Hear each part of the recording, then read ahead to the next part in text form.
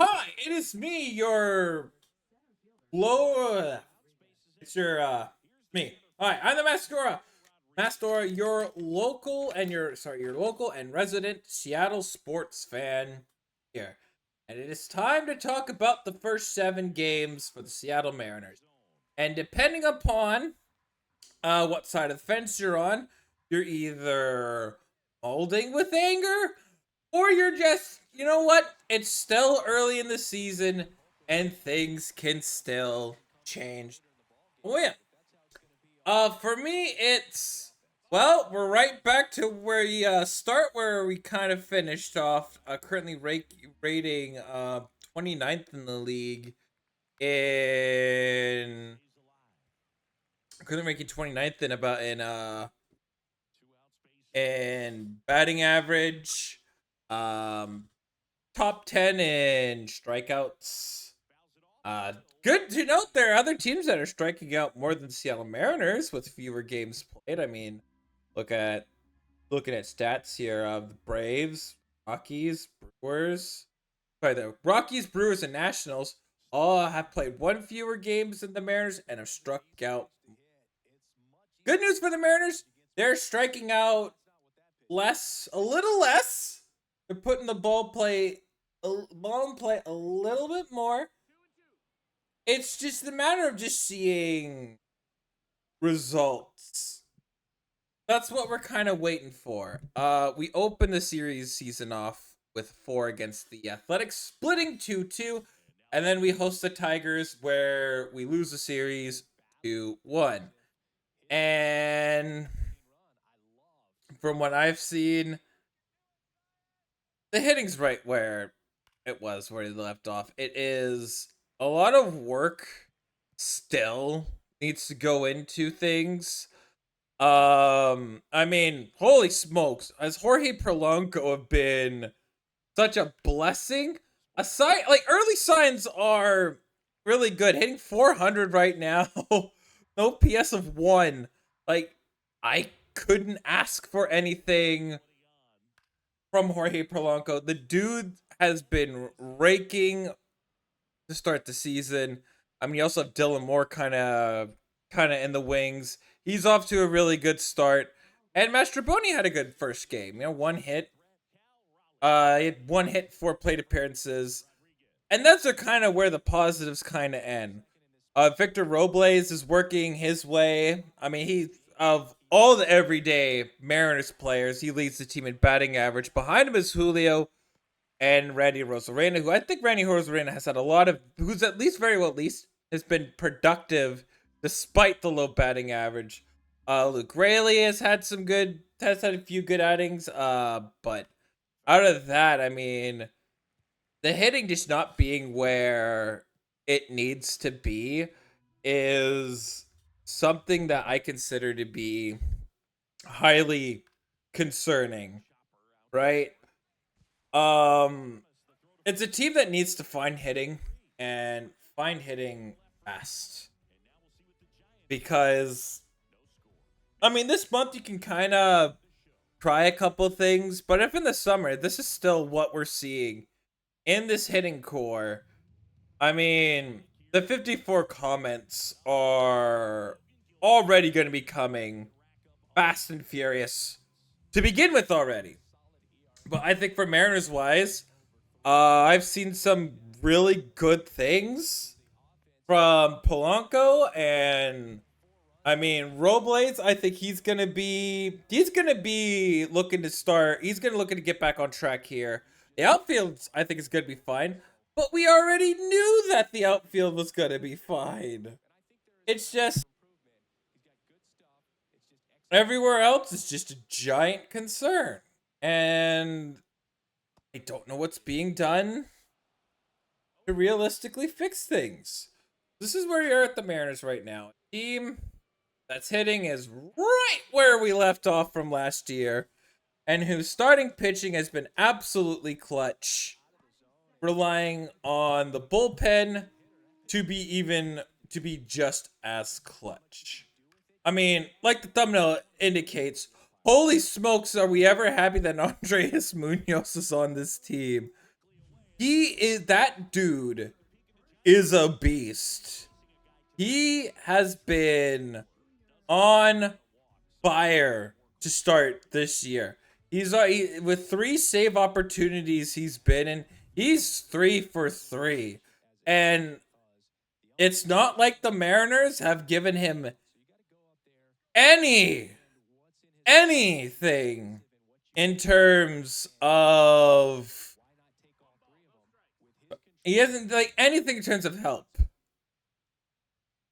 Right? Like the Mariners haven't had any help whatsoever.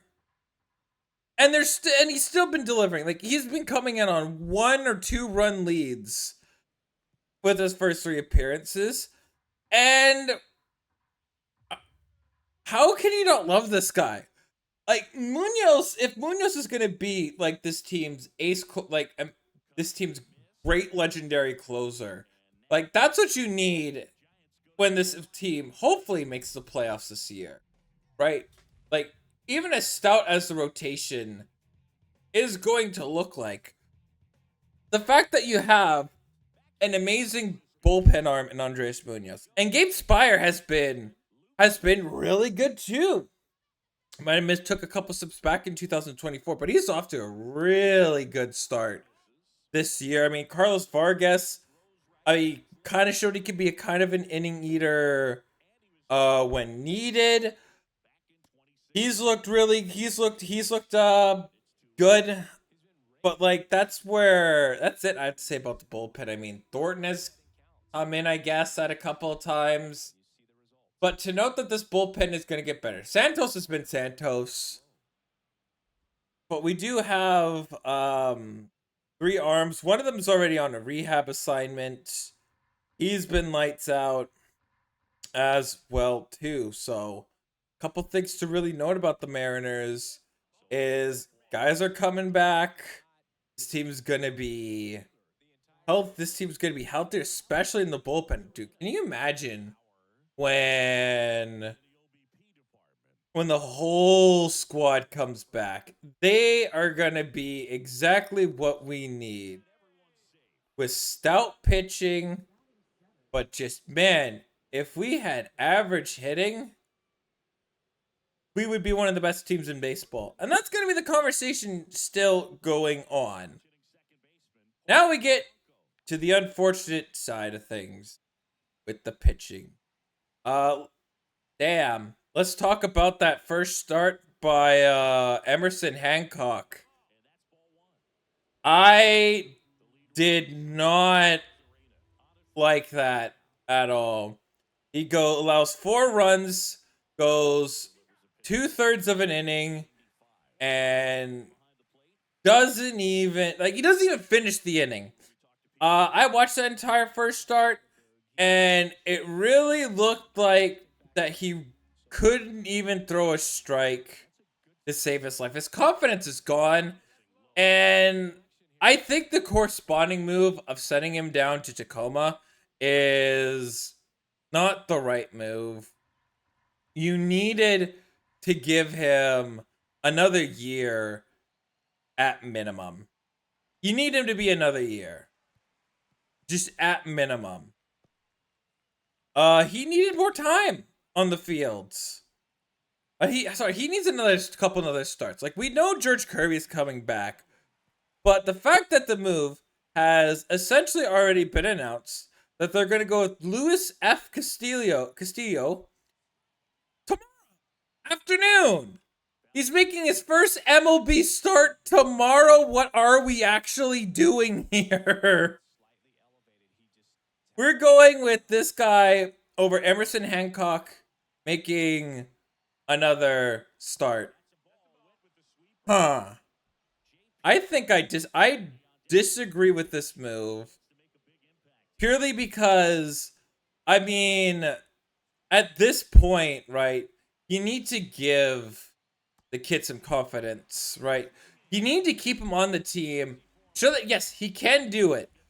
But, like, sending him down, I feel like it's not the right move, especially since you want to try to make Emerson Hancock an attractive player to trade. The good news is, of course, ever since last time, um, Cal Raleigh signed a contract extension with the Seattle Mariners. I think that this move is absolutely amazing. And Logan Gilbert's open to a long extension with the Seattle Mariners, too. I think this offseason or next year, we get George Kirby extended long term. So, with this in mind, I'm pretty happy they got this done. I really didn't think that this organization was going to extend Cal Raleigh. Uh, Particularly with the comments of the organization. The comments of this organization that he made saying that the Mariners don't spend enough money really slapped this organization upside the back of the head. What was the response? They signed Mitch Garver to a 2-year deal. Oh, Mitch Garver hasn't panned out, and he hasn't been particularly great this year to start too. So yeah, not great, and not happy about that. So, not happy about the fact that Garver's been there. Of course, last time too, we mentioned that the Mariners release also, yeah, they did it. They cut Mitch Haniger, and my instant reaction to that is, damn, they actually did it. So they decided to, because the Mariners are on the books for the full salary. His salary is fully guaranteed. He's going to make $15 million for doing absolutely nothing on the Mariners. So, yeah, not particularly great. Not really too pleased with that move. That's a move that, I'm not too happy about, because they're using $50 million to somebody to do nothing. Instead, they could have done and had spent that additional amount of money. Agency. Bringing in somebody on the infield. Instead, oh, let's try out Raleigh Telez on a minor league deal. Sure, they've added him to the 53-man roster. 50, that's softball. To the 40-man. He's on the Mariners right now, but Telez hasn't looked good at all. And, I mean, I thought he had a rather deceiving spring training. Because he was really hot to start, then it kind of really cooled off. But, you know, not too particularly thrilled from what we saw so far with Telez. Hasn't been the greatest. But, you know, out of overall 7 games, this team's 3-4 to start. The first game this team scores 10 runs, it's gonna hit like crack. And I really hope it comes next week. They open up with the San Francisco Giants. And their first pitcher is going to be Luis F. Castillo, who's going to be making his first MLB start. Back to back, we're going to get The Rock, and then The Rock we ordered off of Wish.com. Oh yeah, so we still have to add him to the 40-man, so there is going to be somebody who is going to get DFA'd on the team to make room, so it's going to be interesting. The corresponding move has yet to be announced. I imagine it'll be announced this morning, but he's expected to make his big league start tomorrow. So that is something to keep an eye out for as we progress through the season. Otherwise, the other 2 guys are going to be starting. It will be Bryce Miller and Brian Wu that will be taking up the mounds. And I mean, my last comment about Mr. Emerson Hancock, the Mariners right now are 4 for 7 on pitching prospects. Look, who are the other two? Do you guys remember Justice Sheffield and Justin Dunn? Do you guys remember those guys? Yeah, I thought Justice Sheffield had potential, but really could never crack it. And the Mariners have moved off of him, and I haven't heard of him making an appearance ever since then. And I think Justin Dunn is playing overseas right now. Yeah! Not, and if Emerson Hancock is one of those guys, I mean, I feel like he's kind of really tapered off. He did spend 2.5 years in Double-A ball. So, he's been one of our number one of our better pitching prospects for a long period of time, but I don't know. Sometimes it doesn't. It happens, right? But the Mariners also have 3 really good ones in the Farmers with Brandon Phillips, Jeter Martinez, and Ryan Sloan and Gianranjo Chinjarde. He are switch-handed pitchers, so we do have 4 arms that I think are really good into consideration. And there's Jimmy Joyce, who is also still in our system too. So they have lots of starting pitching that is really elite in the farm too. So it's going to be really interesting to see what they can do. And yeah, I mean, also last and final Mariners news. You can watch all Mariners games through Root Sports, and it's only $19.99 a month. And altogether, that it's about the same price you would pay for MLB TV for the full year. So if you're those who cut the cable, you do have a pretty good alternate option for the Seattle Mariners to watch the Seattle Mariners if you decide to cut the cable and not pay for the upgrading packages, which I call absolute BS.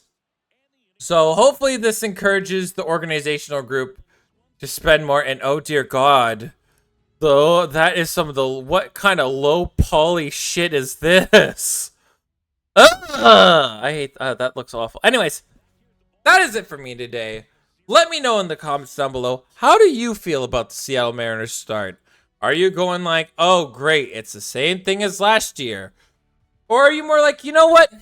Let's be calm. And remember, Andres Munoz's hymn, this guy is absolutely disgusting. We all need to have shrines to Andres Munoz. He is going to be one of our... we're happy. Be happy he's here. Reinforcements are on the way for our bullpen, for the old arm barn. It is coming soon. We just have to probably get through this month. If we keep this one 500, I think we'll be fine. But hopefully this hitting can improve. Hopefully. I hope so.